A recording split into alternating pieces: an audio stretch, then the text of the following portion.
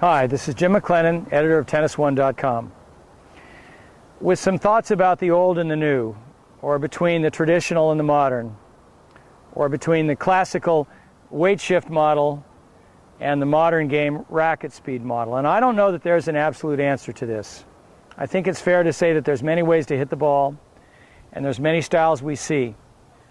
But I sense that a lot of the kids seeing the racket speed model are very keen to get extreme racket speed without as much attention to physical detail. And I'd like to tell a story about watching Del Potro practice and tie it into Tom Stowe and tie it in, I think, to something that you can practice yourself. And it has to do with the importance of stepping in. It has to do with the importance of always stepping in. It has to do with the importance of where you step in, how you step in, and when you step in. And Tom would always talk about getting your weight against the ball. Against the ball. And I think many times now what we're seeing is weight moving away from the ball. And I wouldn't say that one is right and one is wrong, but I saw something with Del Potro recently that really opened my eyes or confirmed my bias, one or the other. And I'd like to share it with you in extreme detail. So let's remember that Del Potro is returning from wrist surgery. And I don't know if this is even part of the problem. And I don't know whether he hurt his wrist by how he does this. But recently we had our ball kids working at courtside for the SAP. And on an adjacent court, Del Potro was warming up. And we filmed him. And Del Potro was stepping in precisely on every ball. I'll do this without a ball, but Del Potro was doing a drill where he stepped every time.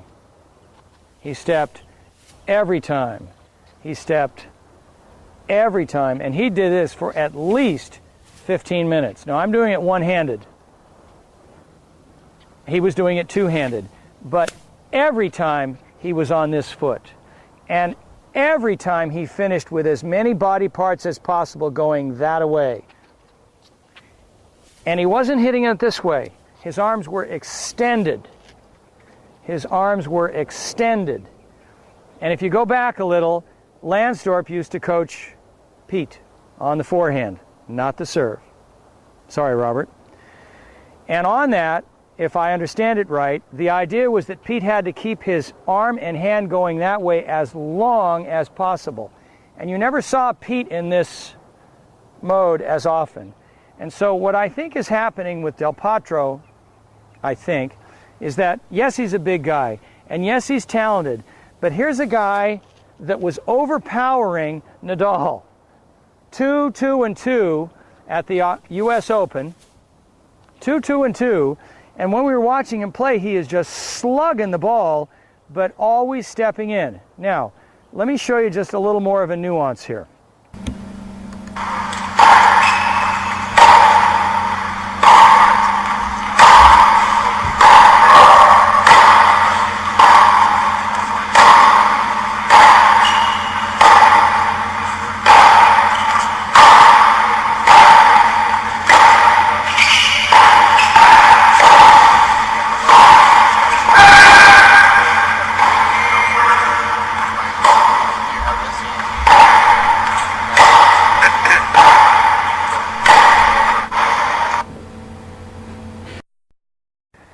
When you're shifting your weight, when you're coming against the ball, there's many people that confuse the hips and the shoulders.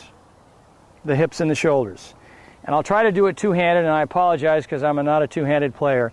But many times you'll see players whose shoulders contribute and whose hips don't. And I hope I look awkward.